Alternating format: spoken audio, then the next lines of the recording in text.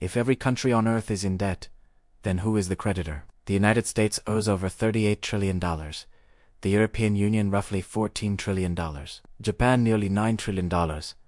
And even surplus nations like China, Germany, and Saudi Arabia carry enormous debts. So if nearly every nation owes money, who is the world indebted to? This is the dark economy, where money, power, and history intersect, revealing a truth far more complex than it seems. Debt is not merely a burden, it is the architecture of the modern world. Every conflict, crisis, expansion, and collapse rests on this global structure of credit. And when you trace the chain of creditors long enough, you find something unexpected.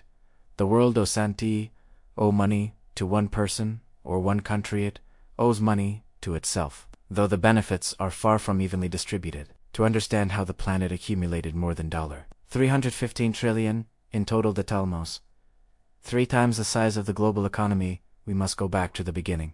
National debt began not in banks but in war, when England in 1694, desperate for funds to fight, France borrowed from merchants in exchange for interest, backed by future taxes, and created the Bank of England to manage the system. This innovation, government bonds, became the foundation of modern finance, soon adopted by France, the Netherlands, and the early United States. Borrowing became a measure of national credibility, and balance sheets replaced battlefields. 3 centuries later, debt has become the world's largest export. The US owes $38 trillion, Japan $9 trillion, and global debt rises by about $1 trillion every 100 days. Every nation borrows, every bank lends, and every citizen participates through taxes, savings, and pensions. But who holds the other end of the rope? In the US, about half of its $38 trillion debt is owed to investors, 2/3 of whom are American institutions, banks, pension funds, insurance companies, mutual funds, and the Federal Reserve.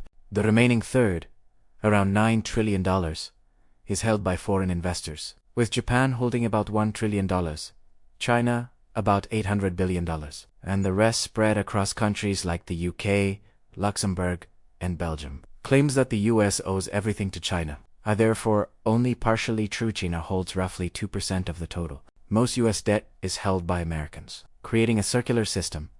The Treasury issues bonds, institutions buy them, the Federal Reserve may purchase them later. Taxpayers fund interest payments, and those payments flow back into American accounts. This pattern repeats globally. Japan buys US bonds.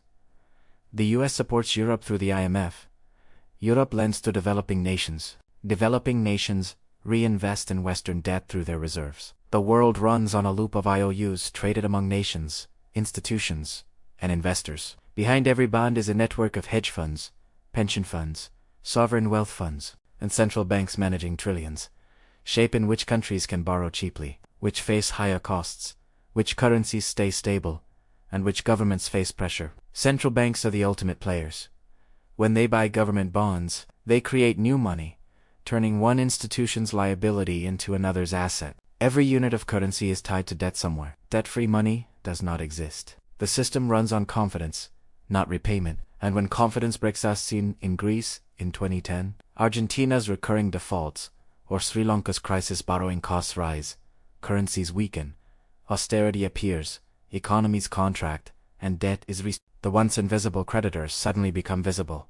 Institutions, rating agencies, global lenders. Yet after every collapse, the cycle begins again. Debt is not designed to be repaid, but rolled over, refinanced indefinitely. Governments issue new bonds to pay off old ones, making debt a cornerstone of global markets, collateral, savings, investment, and the foundation of modern financial stability. If nations repaid all their debt, the system would lose its most trusted financial instrument. So debt continues, rhythmically and predictably. When we say the world owes the world, it's only partly true, because interest payments flow upward from taxpayers to institutions to investors, turning global debt into a social transfer as well. The real question is, what happens when the system slows? When borrowing cannot match previous promises? When trust weakens? When confidence fades? At the top of the global pyramid, there is no single creditor, not China, not Wall Street, not the IMF. It is all of demand, all of us inside a system where debt itself has become money. The line between debtor and creditor has blurred, but the system relies on trust, and trust is never infinite. If this gave you a new way to think about global debt, subscribe. History has the answers, and together, we'll uncover them.